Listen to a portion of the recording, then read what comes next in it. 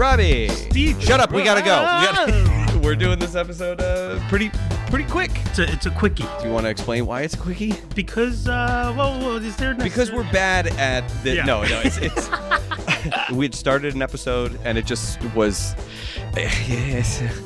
there's simultaneously, we kind of run into this sometimes in the industry as a whole.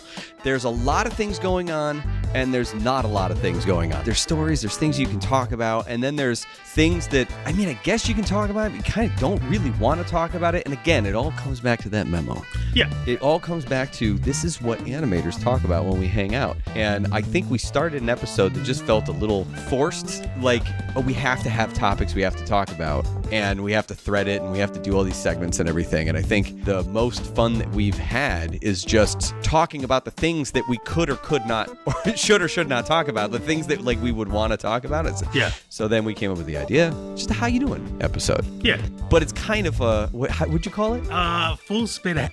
No, that you called it a how's it going? How's it going? Yeah, how's it going episode. So I guess this is kind of a how's it going episode, where we'll just kind of jump around, jump around. Get down. There's your first song. You can drink. See, it's still gonna be fun. Yeah. But here's the thing, because we are restricted by the laws and physics of time and space, we only have an hour now to do the show for this month. So we're gonna make it the best damn show. We're gonna pack in so much talkage. That's why 1 hour. And you can see how prepared we are for this. So we don't even really have a title. I think that's what you were alluding to earlier when I asked, what are we going to call it? And you said Full Speed Ahead. So that's kind of the working title. I think if we come up with another title, we'll record at the end and then I'll just stitch it back together. But this is the hope. The hope is that we are not going to edit this. We're just going to upload this. Why? It's going to be perfect. And because we want to try to get this out by Friday, May 24th. Yes, May 24th. Friday, May 24th by 6 p.m. because that is when the Kickstarter for Beverly Bunny and the Misdirected Mystery is going to end. And friend of the show, friend in real life, Jacob Kafka, who also is the creator of Rough Animator, the Rough Animator app, and he was on an episode of the podcast, which you can check out. He was in with him and Emma for the Curious George documentary. He did animation for that. So anyway, he has a Kickstarter. We'll have a link there. You can check it out if you listen to it when this is uploaded. Hopefully you'll have about 24 hours to pledge and see a truly independent project. Yes. Created on the app that he created. Yes. So for us, I want to say welcome to episode 298 of the Rubber Animation Podcast, and we're calling this one tentatively. What'd you call it? Full Speed Ahead. That's great. Now say it with conviction. Full speed ahead. It's great. Well, I didn't mean yell it, but it's fine. That's fine. Yell. I gave it everything I got. It's great. Let's do it. So, okay. Let's do it. Okay. Shall we? Mm-hmm. Yes, we shall. I'm Don Bluth. I'm Harry Partridge. Hi, I'm Tom Moore, teenage superhero. My name's Adam Phillips. This is Robert Valley. And I'm in no way doing a forced plug. No, sorry. I won't say that. Definitely go for that. And you're listening to...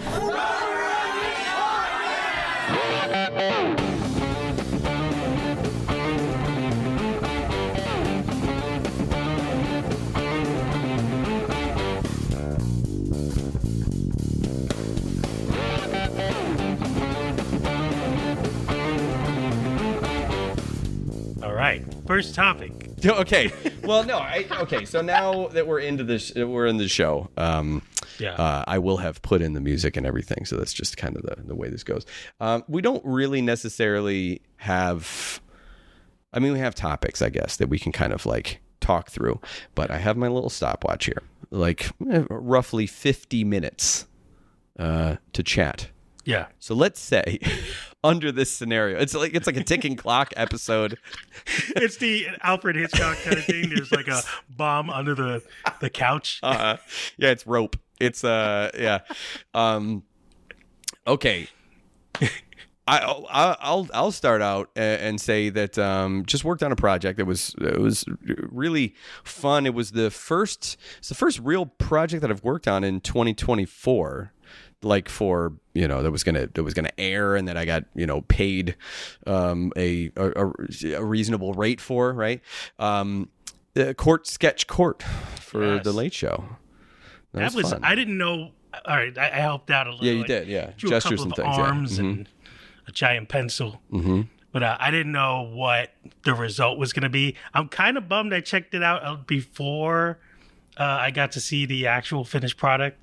I saw a little sneak peek. Oh, okay, I see. But yeah, it was fun, and I feel like I kind of like drawing that style of like courtroom sketches. It's fun because the lines were, were sketchy, right? Yeah. I think that it's fun when you can work that into the style and not have it to be something that's super clean.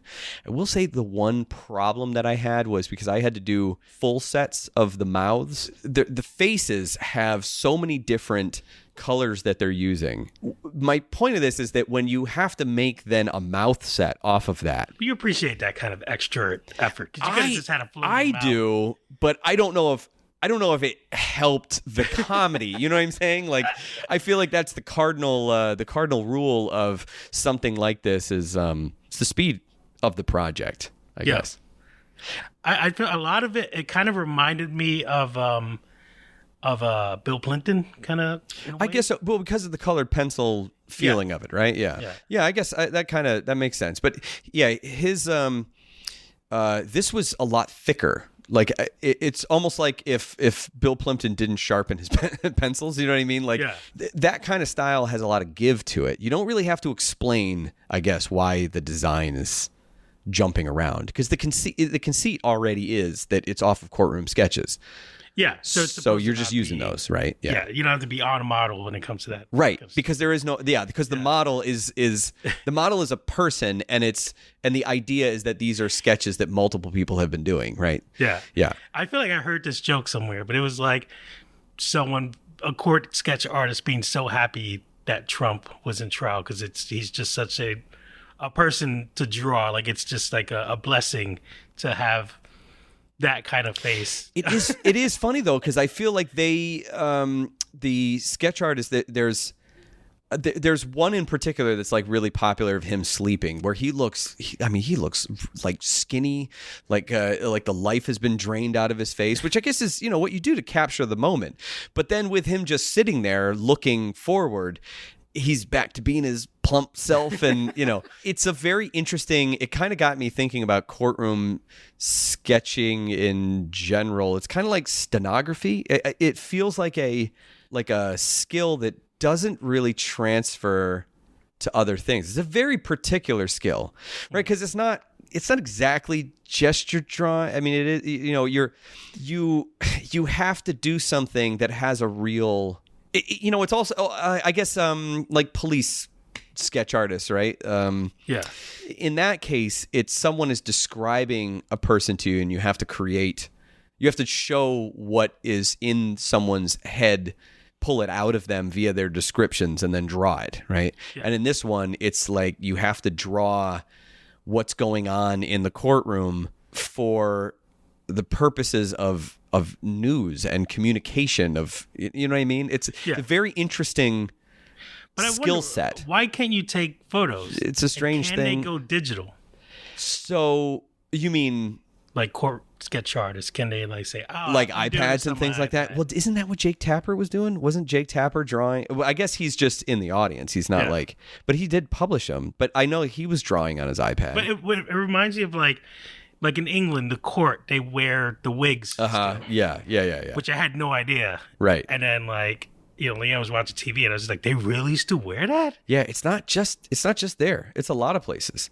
It's just, I guess, carrying that tradition. I guess so. But it just makes more sense to take photos. I'm sure that there's someone out there who knows it, and I'm sure that anyone who's in front of their computer right now Googled it and is going to pretend that they always knew it. But it's probably just one of those rules that it's supposed to protect privacy or whatever. But I mean, if people are in there and they're drawing things and it's... Did you find the limitation kind of frustrating? No, I love limitations. Yeah, I really liked it. Because the other thing was we started doing it. It was supposed to be very limited animation. I mean, meaning just like pose and then another pose. And that's it. Just kind of snap into place. Yeah. And then it was... It's always nice when the request is like, "Oh, can they move more? Can they?" Like, well, yeah. But then the idea was to kind of figure out like what's the style? You know, how much antic, how much overlap, how much settle. Yeah. Are we gonna do? How many frames? I tried to make sure I didn't go past like, I think 6 frames is about how many I did per movement. There might have been one that was like 8, but that was because it combined with another move, so it was like 2 4s. Does that make sense? It was a fun thing. I would watch more segments like that. Another thing, I think I was talking recently, I don't know if this was with you, but it's kind of about, there was a discussion that was happening recently about people having difficulty getting jobs out of school, like just out of college recently.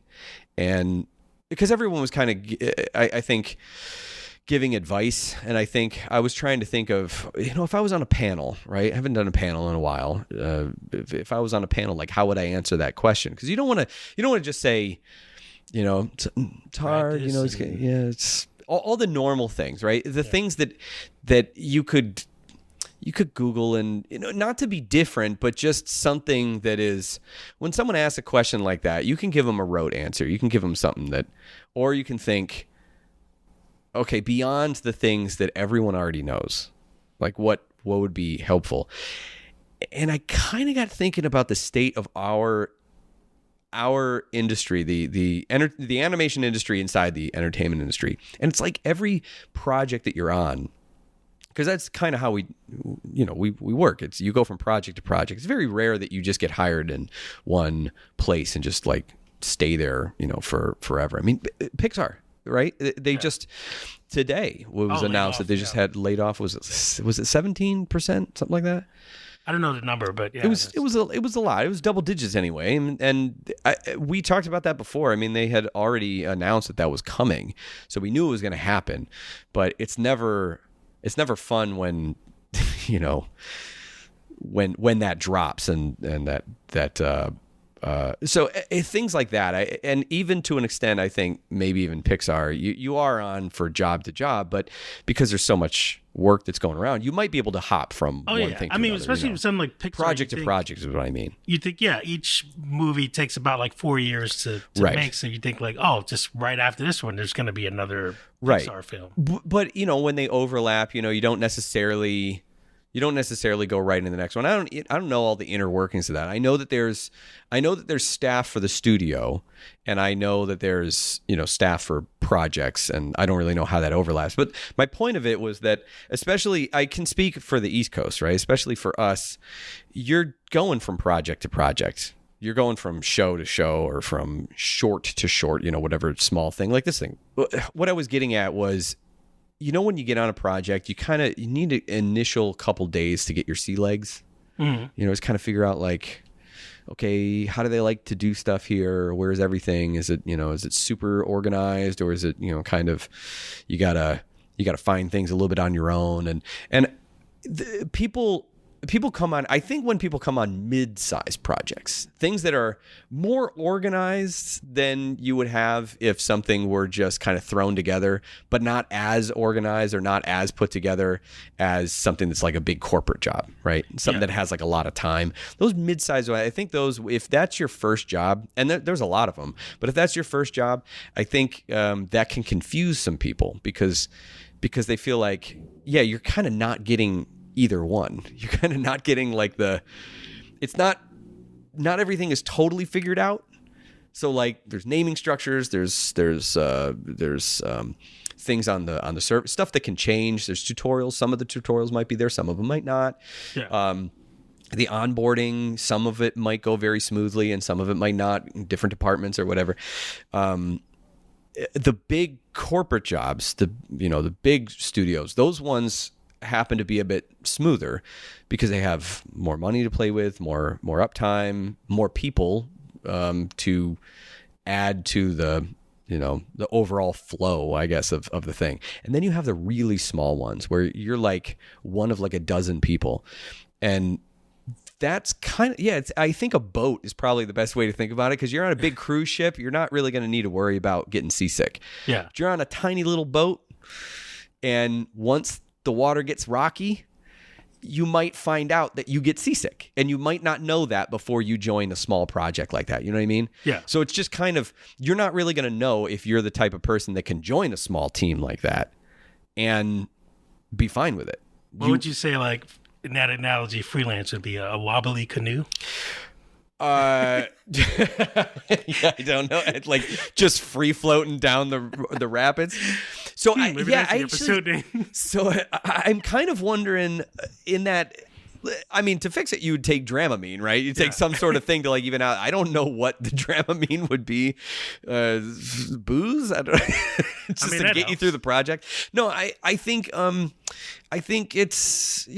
just I think it helps to realize the kind of project you're on, because then that'll also help you realize, like, so I think also the other thing that people are dealing with now is that so many people are working from home and remotely that they don't really have the benefit that I don't think that we realized was a benefit, which is working alongside other people to know if you're pulling your weight or not. Yeah. Because I think some people, when they're at home, if everything's not completely buttoned up, if it's not, and they're like, oh God, I don't know where this thing is, or like, it looks like I got a lot of notes and I didn't know that I was supposed to, that might not be, that's not your fault. That's not on you. That's not really on anyone else. It might just be a factor of whatever project you're on.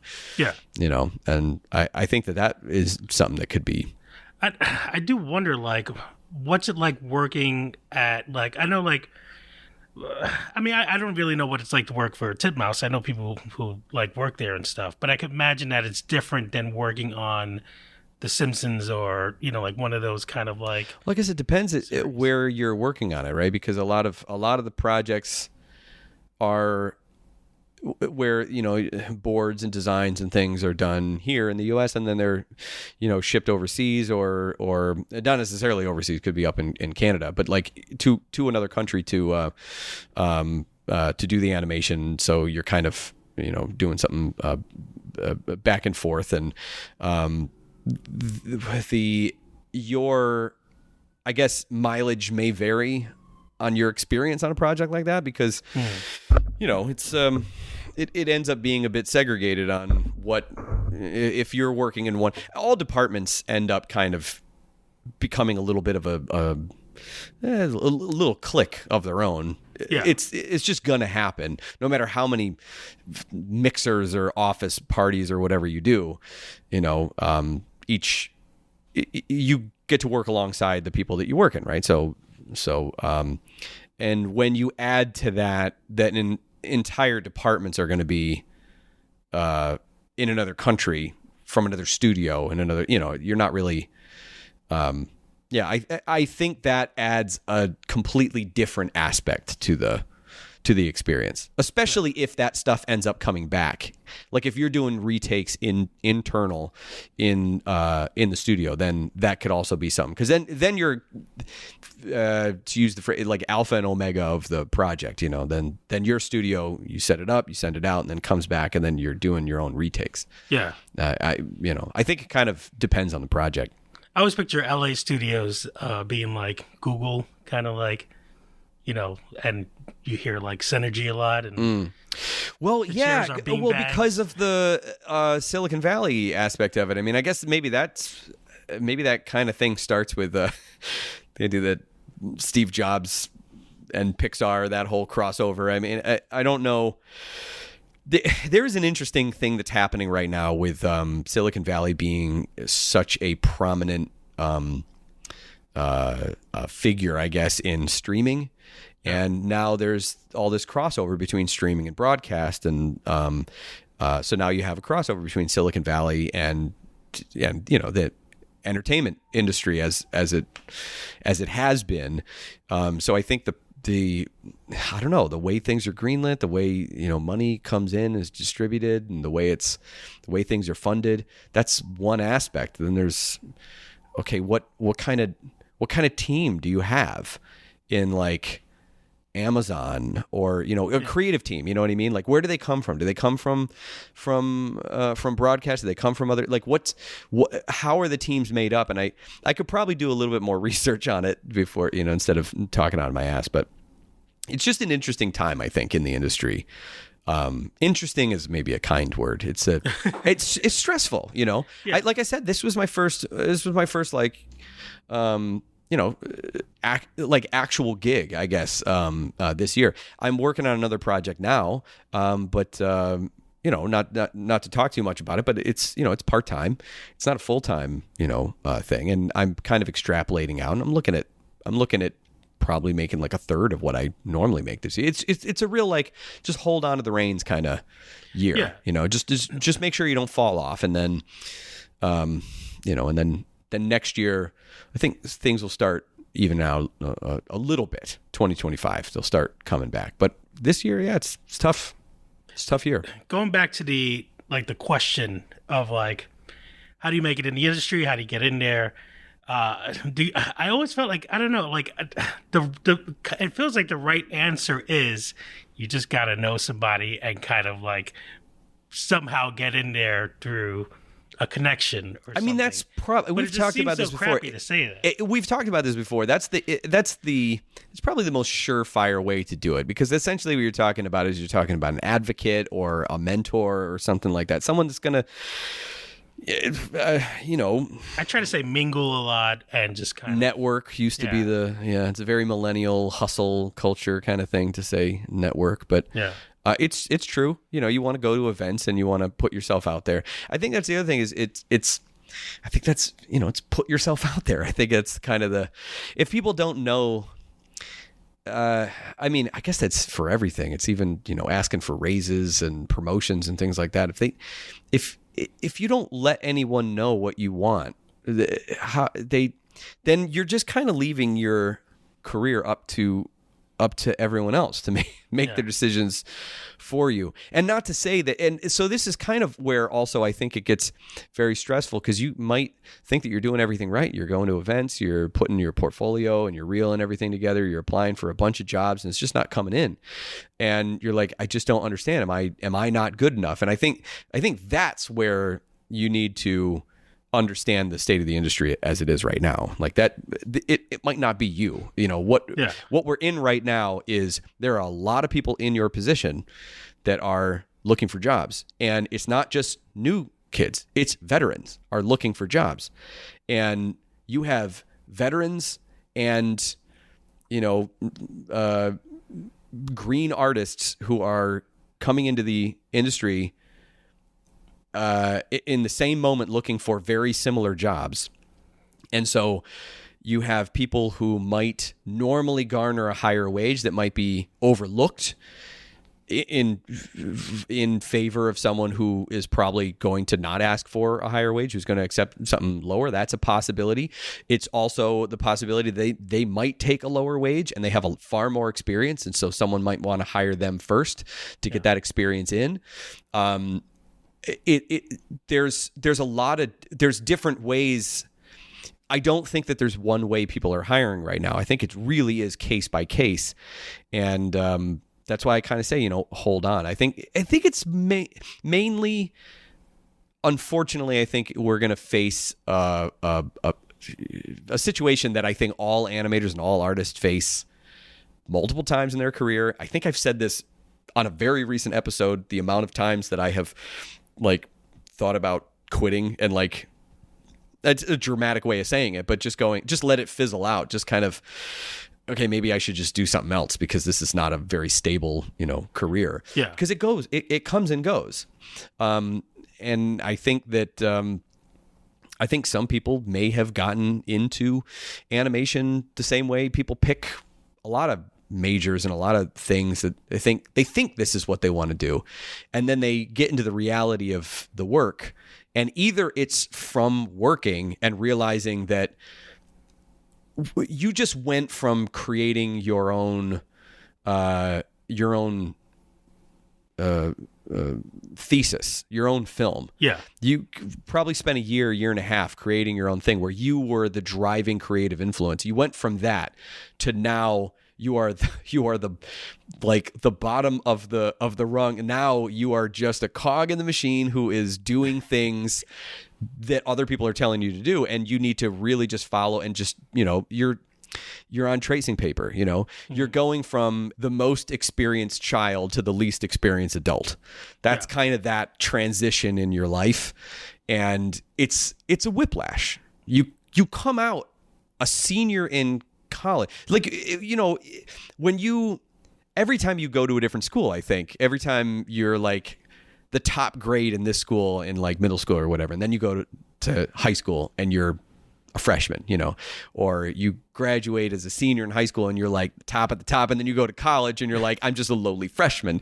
There's always these tiers, and it's not any different than when you go to life, when you kind of get out of college and get a job. Even if you didn't go to college, it's still the same thing. Every time you enter a new phase, you're entering at the lowest part of that phase. The thing you have to recognize is you have to recognize your potential. What you've been doing is you have been building the skills to pay off on your potential. And you're not going to have an opportunity to really show that unless your thesis just blew people away and now you have a show, like right out of it. That's very, very rare. You come out of college and, your first jobs are going to be, they might not even be in the industry. You might be waiting tables and stuff. That's a very, very common thing. It's not just for animation, by the way. It's not just animation. Yeah. A lot of... I went out of high school just thinking like, that's it. Just going to work on something. I didn't even have a computer until I was like 20. But see, you didn't think about it in terms of like you were going to be an animator. You had dreams and thoughts. But I never wanted to work in a studio with on a big show, because I just felt like, I don't know, that just seemed like a nightmare to me. Well, I don't know. You talk about like how when you went to Shadow Machine and how like you. Oh yeah, that was. You know what I mean? It's a thing that's impressive. But that wasn't necessarily something that you hadn't spent the last 4 years pushing yourself to that place. You know what I mean? I was going to tell an embarrassing story, but I had a bunch of business cards that I made with my personal number on there, and it was. Get this. It was me signing a contract to the devil. I think you've told this story before. Well, I remember going to this thing to mingle, and I walked into a room. I tripped, and once I fell, not only did the cards all fall, they popped out of me like a piñata and candy. It went everywhere, like fireworks out of my body somehow. Like one of those poppers that we use on our anniversary shows. Yeah, it was just the confetti. It's a confetti of really tacky cards. And I was there with a bunch of people that I knew. Uh-huh. One of them, she was kind of like we had a back and forth, but I remember they just looked at me and looked away immediately. That's the polite thing to do, Rob. We didn't see it. Yeah, but right. Did. Yes. That's what you do. What do you want them to do? You want them to look and be like, "You tripped." But hey, if you want to get your business cards around and make an entrance, I think that's the better way to do it. Sure. I guess I don't even know why. I don't remember why I brought this up. I think it was just I think it was just in general. I think it was just talking about the industry. I don't even know why I brought it up. It was just a conversation that was happening recently. Yeah. And I was just curious, like, yeah, I guess you're probably right. I mean, that's I think we've mentioned that before, that knowing someone that's the best way to get a job. It's because the thing is you work, if you work in some job and then you go to another job, you want, like, oh, I liked the work that person did, and I liked working with that person.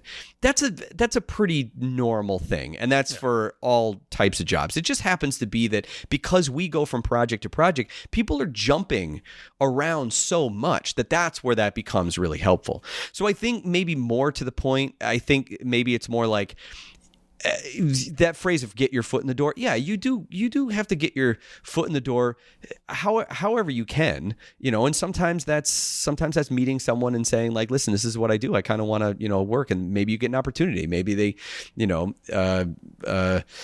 maybe there's an opening, a chance opening, and I think that's to my experience, there's two sides of this. There's the hustle to try to get something, right? Which is just kind of, pounding the pavement and trying to find whoever's hiring. And if you need money to, pay your rent and live, then you need to get a job. And if you're coming up to a point where like, okay, I'm running out of funds, well, you need to get an actual job. You need to not go to your coffee house or whatever, to stop for the moment saying I'm going to get an animation job and only an animation job. Just get a job, and then, do the thing that so many people do, which is to continue trying to find work. And once you find work, I mean, you got a coffee house job. That's fine. People come and go all the time. Quit that one and, do your dream of animation, because all you need to do is, when you get into that studio, just make it known that like this is something that you value and that you want to do a good job at, Yeah. If it's pretty clear that like, I don't know, if you're sitting around and doing nothing, I find that to be probably the most confusing, is when people they join a project, and then if there's a day or whatever and they're not assigned something, or they're not, given something, and they just kind of sit, they just kind of wait. It's like, well, nobody gave me anything. It's like, Yeah. Okay. I mean, yeah, that's one way to do it.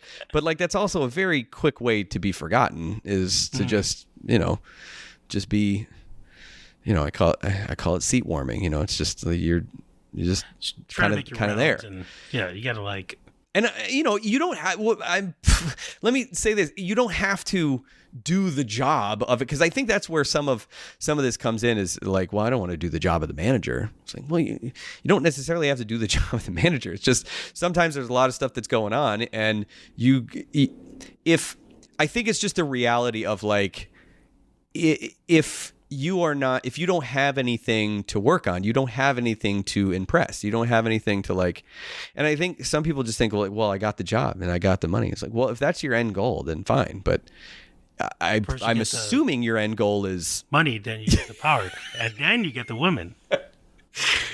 Yes. Every animated show. Go ahead and watch that movie. Tell me if that's the model that you want to follow. No, it's yeah, I think it's just maybe I guess what I'm talking about is I've talked about this before, how millennials, I call this like the hustle generation, where it's just a lot of our like music and discourse and movies and TV and everything was all about entrepreneurship, about getting yourself out there, making a name for yourself, building your brand, whatever. And I mean, obviously that's what I did. I had, a bunch of stuff like that, but that's kind of what a lot of us did. It was kind of a hustle thing. And I feel like, and this is obviously, it's not necessarily a millennial Gen Z thing. It's kind of a response, I think, to whoever is in front of you, whoever like you're watching, the people that came before you in work, the articles that are being written about how millennials are so overworked and whatever, and you notice things like that and go, I don't want that to be me.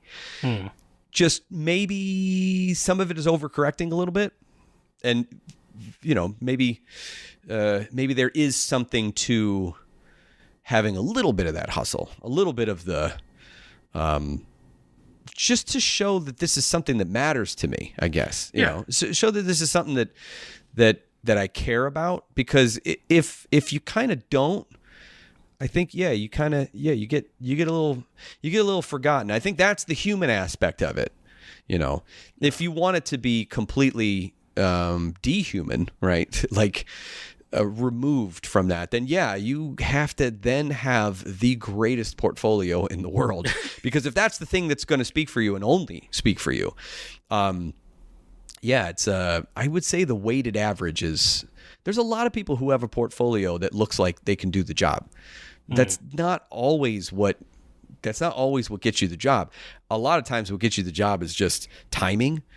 So I know that I've been on the side of things where like I'm technically not the one hiring, but I'm put in charge of like I was a director, so like I'm talking to people who are applying, interviewing them, making sure they understand what the project is a lot of times because it's we worked on some weird projects, and the biggest problem is that it's the hiring window. It seems to be the biggest problem because it's like, yeah, sometimes that word of hiring doesn't really get out as far and as fast as you want. And some people may already have work, or they may have been applying someplace else and they kind of don't want to, put,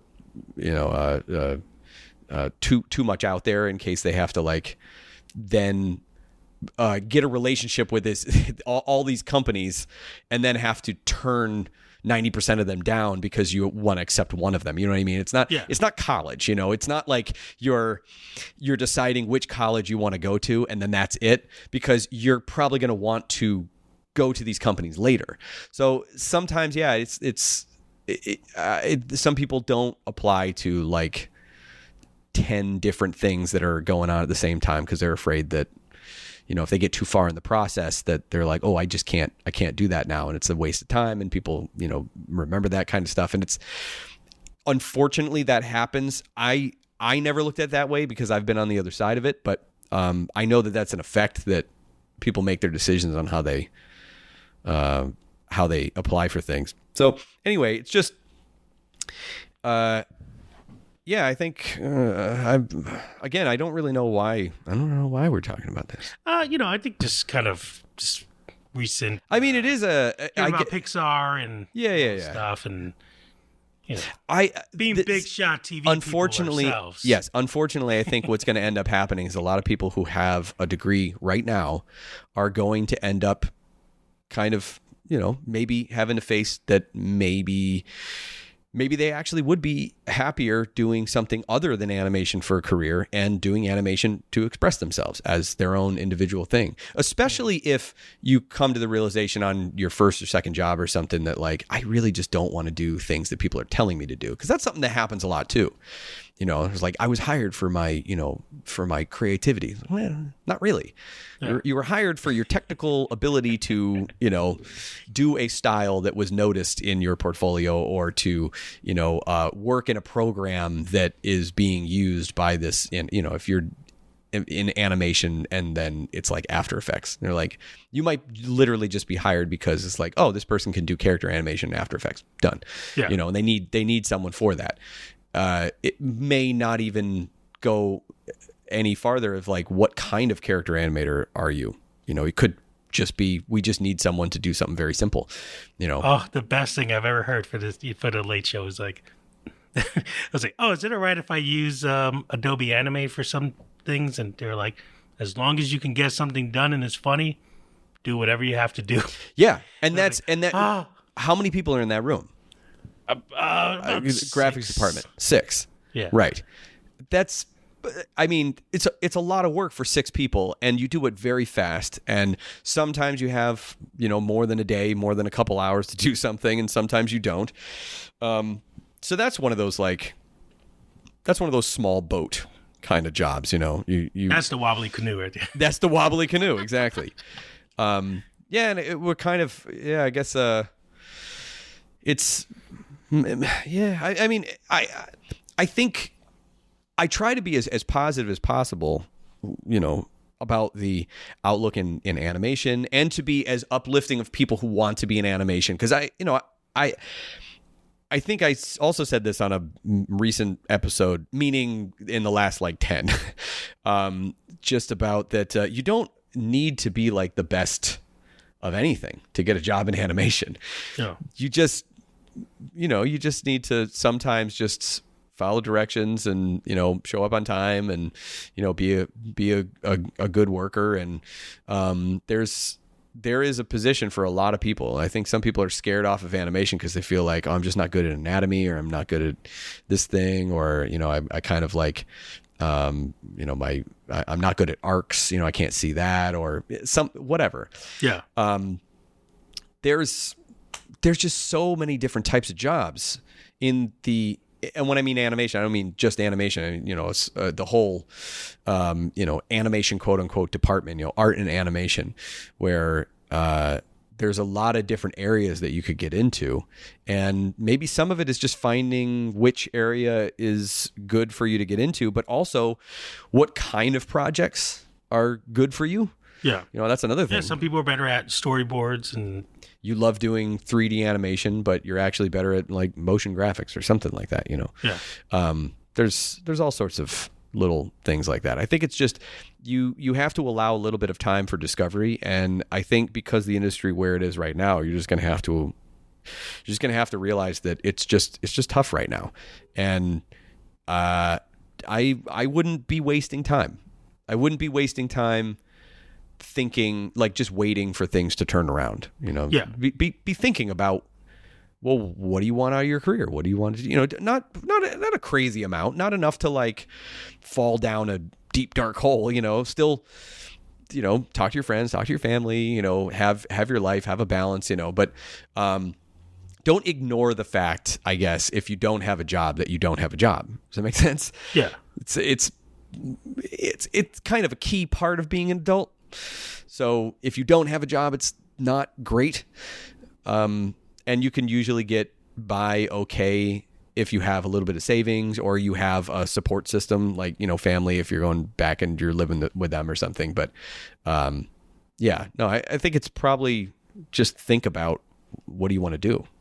Yeah. Right. Like, And there's nothing wrong with. and I'm not saying getting a regular job. I'm not saying for people to leave animation. What I mean is, like, you know, I think it's good to connect with the why of it all. Like, why are you doing this? And like, what do you want out of it? And, you know, that kind of thing. So, Yeah. you know, it's reflection time. Yeah. And just because you get the job, like, look, I had that Comedy Central gig and I was still working my regular job, and I was like, Yep. that's it. Right. This is gonna, from here, it's gonna be, you know, smooth sailing. Yeah. Well, you came on Our Cartoon President, and the right job for you is what you have now in The Late Show. Yeah. You know, this job is like tailor made for you. Mm-hmm. And it's not something that you would have found if it wasn't for jumping onto Our Cartoon President. You wouldn't have known, like, you came on that and just like, okay, it's animation, it's a show. You made the leap, which is a tough leap. And, you know, you if the Late Show job didn't come up, you probably would have jumped around to other animated projects and, you know, go on to other shows. And all of that is like a learning experience of, what do I like about this and what do I like? You know, you just happen to find yours like pretty quick. But it's also because you had, you know, more than 10 years of making your own animation and doing things and working in freelance. And so you already kind of knew what you liked, what you were good at. And so all of that kind of goes into it. So you were ready to jump at an opportunity. Like, had you not done any of that, you might not have even known that working in the graphics, quote unquote, department of The Late Show was even something you would even like. Oh, I mean, honestly, when I think like 3 people told me about that job, and I'm like, oh, no. Right. Well, because it's a stressful thing. But when you start to think about it, you start to, I think, because we talked about it a few times, and it's like relating back to, well, what do you do well? What do you like in this thing? And then a lot of it was like you meeting the people and going through the interview and actually giving it a shot and going like, oh, okay, these guys are kind of cool. Like, I feel the first day I contacted you and I had a panic attack because they wanted to do a Among Us parody. That was cut, and I was just like, I can't draw this thing running. It's impossible. Yeah. Literally, it's like 3 frames. Wow, I remember that. It's I Game over, man. Yeah. They're gonna know I'm a fraud. I remember that. Oh my God, Among Us. Remember when everyone was playing Among Us? Well, I think there's either a series or a movie coming in. Yeah. We'll talk about that and another podcast. Well, it's funny because like I feel like what we were going to talk about was we were gonna talk about like a bunch of things, right? There was the Ren and Stimpy leak. There was this all this AI stuff, right? I mean, gadget AI, right? Yeah. It's a whole thing, and then there was the Married with Children animated series. You shared that. I didn't even know that. I mean, I knew that it was being made, but I didn't know that there was video of it. Is that like another leak? It's blocked everywhere. Yeah. Yeah, The that only might way be to another find it leak. now is Yeah, just through Instagram. it's a strange thing, and I feel like also like it's kind of odd talking about like leaks and things like that. I think we joked before about like, I mean, people are a little selective with what they think is. Yeah. What they think is proper and improper, quote unquote, stealing of like, but it's a leak, but I really want to see it though. Like, okay, well, That's why it's a have your cake and eat it too. We kind have of situation. principles, so we didn't watch any of that Ren and Stimpy at all. Yes, these are my principles. Yeah. Yeah, well, the Married with Children thing, I do want to say something about that because I did, you shared that clip that it was like on Instagram or whatever. Oh my God, I almost said Ed Bundy. Now that's an animated series. So it's a very unfortunate thing that Ed O'Neill played Al Bundy, and you just need a little t in there. So yeah, Al Bundy. When Ed O'Neill, like Al Bundy had like a voice, like he had a voice. That just sounds like him from Modern Family. Mm-hmm. Like it just sounds like Ed O'Neill. It doesn't sound like and it's all kind the of like original cast. Yes, yeah. Which I, because Christina Applegate came out with, announcing that she had MS. Yeah. So I mean, this is a good way to go, with the voice acting, and I think we talked about it already, how it would be a good series, if they did it right. It was the only thing that stuck out to me was just like, it just sounded like Ed O'Neill. It didn't sound like Al Bundy. I don't know why that matters at all. It just, I don't know. He always had like kind of something like this, He's, Hooters. yeah, Hooters. Shoes. Well, I don't know. It was always kind of felt like his jaw was out a little bit, Yeah. It's not an impression that I can do. Peg. It's someone who's very defeated. It just sounded kind of like, it sounded like he was doing kind of a lower register, like he wasn't going to the Fred Flintstone place, but he also, or I guess Barney Rubble in that case. He wasn't going as far as like Barney Rubble, but he was doing kind of like it was, I don't know. It was just that. That was just the one thing that, and I guess, it doesn't really matter, just let them do whatever their voices are going to be. However, you also shared this Mr. Bertram thing or whatever, Bertram. Apparently, I don't know. I saw that maybe this is a rumor, but I saw someone posted like they've already ordered a second season of it. It hasn't even premiered yet. I don't know. I mean, it's a Daily Wire. So I wasn't really impressed with the trailer, but that's not really what I'm going to talk about. Both of these things have what I call harmony line, and I know James T. Nethery Regions is going to have something to say about this, because I did ask him if you can get weighted lines in harmony, in Toon Boom harmony and rigs. It's just that there's so many series that are out right now, and it seems to be like the style is just like a very, I don't know, it's like a 3-point line or something like that. Just a same width line all the way around that just tapers off in a, not tapers off, but it caps off in a rounded end. So like not like Dexter's end. Laboratory. No. Line, and thin and like inner lines. Oh no, not that kind of thing. Let me. Here's the. Here, look. I mean, those are. It looks like it's drawn with the pencil tool or the line tool. You know what I mean? That kind of thing. I guess I'm generally kind of fine with it, but I don't know. I just kind of feel like Didn't I go on a rant about this before? I just feel like can't we? Oh, you know, it was X-Men '97. You know, it was like all the different lines that are in it and the different textures and things and the weighted lines and things. Like, I just feel like, yeah, I don't know. I've seen it, so I've seen this style so much, and I guess it's kind of just it communicates to people this is a TV show. Like, this is a TV show. It's going to be on Fox or Hulu or whatever. I guess it's a faster way to get things out. Yeah, I'm not saying it's like completely lazy. There's a lot of work that goes into it. No, yeah. I'm not saying it looks bad. I'm just kind of getting tired of the style. Yeah. The other thing is, if everything is flat, I really don't want to see a gradient like that. Oh yeah, anyway, it's just a single frame, but like if you don't have gradients anywhere else, don't put gradients on your props.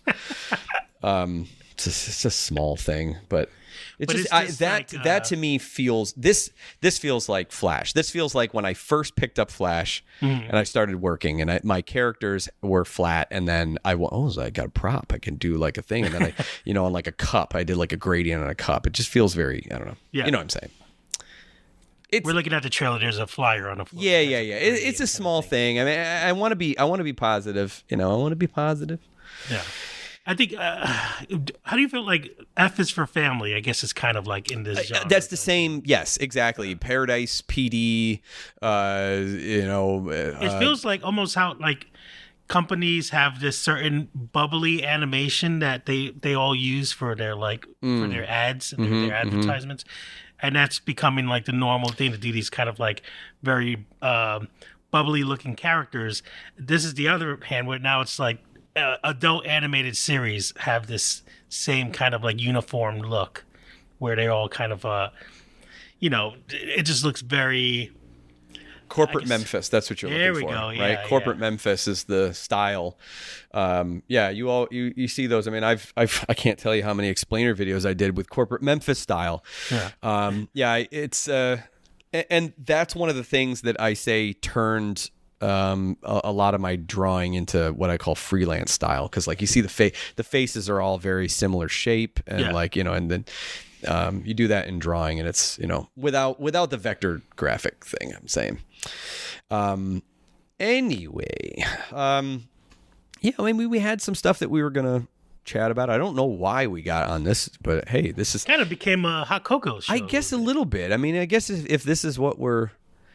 I mean, I started it. This is a how's your cocoa? How's your cocoa? That sounds oddly perverted. Dirty, yeah. The way I said it didn't help either. There was one thing is really funny, because when we were going to do this as a show, you put on here that was going to be in the How You Doing segment, it was a Flintstones movie ? Because I don't know how many times I say I had seen the Flintstones movie. I was just about to ask you. But I had seen it, first of all, a long time ago. I definitely didn't see it when I was a kid. I never really cared very much about the Flintstones. I think that's kind of like one of the things. Lord. So like, yeah, when I was a kid, it wasn't really something that I really cared very much about. I mean, Flintstones vitamins and things like that. And their cereal. But when Viva Rock Vegas came out, it was on TV all the time, and I saw that, and then I was like, oh, I remember John Goodman and Rick Moranis were in it. It's weird these are two different people. And so I went back and I watched it, and I don't know if it was like in college or whatever. I didn't remember any of it. I remembered so little of it. We watched it again. Yeah. In the theater. And I thought it was kind of like, I mean, I didn't really care for it. I thought it's kind of exactly what I thought it was going to be. It was just kind of, and you were so surprised. Yeah. That I didn't like it. Because, you got a couple of chuckles out of it. Yeah. It's not that I hated it. I thought some of the stuff was really funny. Yeah. One of the biggest laugh lines was just when Kyle MacLachlan was saying, he was announcing the aptitude test or whatever, and then it cuts it cuts to the group, and there's just like an orangutan or a chimpanzee that has his hand up, and then it cuts back to Kyle MacLachlan, and he goes like, "Save your questions, please." Yeah. That made me laugh so hard, and I think you guys talked about it afterwards. It's totally true. That's a Simpsons joke. That feels like a Simpsons joke. I was surprised how many I don't know whether it's because you're watching it with an audience now and you kind of like experience jokes through other people sometimes. Sure. Yeah. And Yeah. I sometimes feel like that's a dumb way to feel because you're just like, oh, I get jokes. Yeah. Because you're Or laughing. you don't experience that when you show someone a comedian that you think is really funny. Oh, yeah, yeah. And then I sit there And then you no with longer no listen. no chuckle, no the corner of my mouth didn't move an inch. I don't know what's worse, that or me showing something to my family and they just don't look at the screen at all. Like instead, they just do everything else. Yeah, one's frustrating. The other one I think is demoralizing because I felt bad for months after that. Listen, you have to give you. I don't know the comedian, so I know. And this is what I'm saying. I didn't hate the movie. I think it was just also before they had like a thing where they like talked about it, and it was like, oh, the production design is amazing and everything. Like, look, I thought honestly.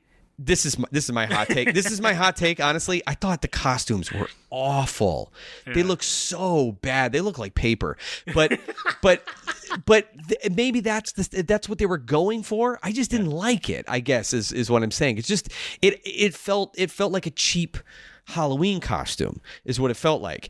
And the set felt like, styrofoam that had been spray painted kind of thing. It felt like a Star Trek set, that they made the week of. I think it's stuff like that and like the Grinch movie, how right, the okay, sets look and how their world is. It might be more of a nostalgic thing. I think there's a charm to it that people liked. I think there's a dedication for it, like how I get okay, so how they play it. They played it. Not serious, but they played it with enough, I guess, care to, This so is something I would we say the actually same. Saw the Flintstones and wanted to make this. Okay, I felt maybe not that to me it felt not good enough. Like if I didn't get the feeling like, oh, they saw it and they really loved the Flintstones and wanted to do it. Because the other thing that I didn't even John Goodman feels like he's not really trying.